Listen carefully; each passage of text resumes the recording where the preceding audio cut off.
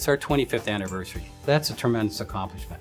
To us, it's to build on that legacy of what we have done. And if you look back at the history of NEF, we were the first syndicators to invest in rough urban neighborhoods. We were the top syndicator, not only in 2011, but also in 2010. What is great about NEF is our ability to adapt and change, and the ability to figure out how to get things done. It's interesting when you look back in the tough years in 2008 and 2009, what made us successful. And I think it's because we were always innovative and creative.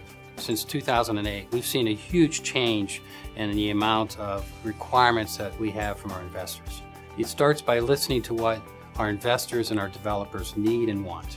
And then based upon that, we have to adapt and make those changes. And our employees at NEF stepped up and were able to accomplish that.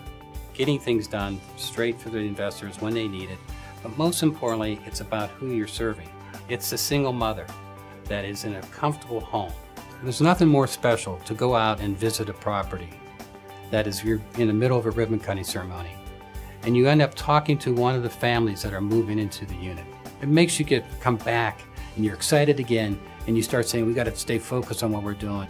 I'm confident that we are always focused on where we need to go, and we are always generally in the lead of what needs to be done.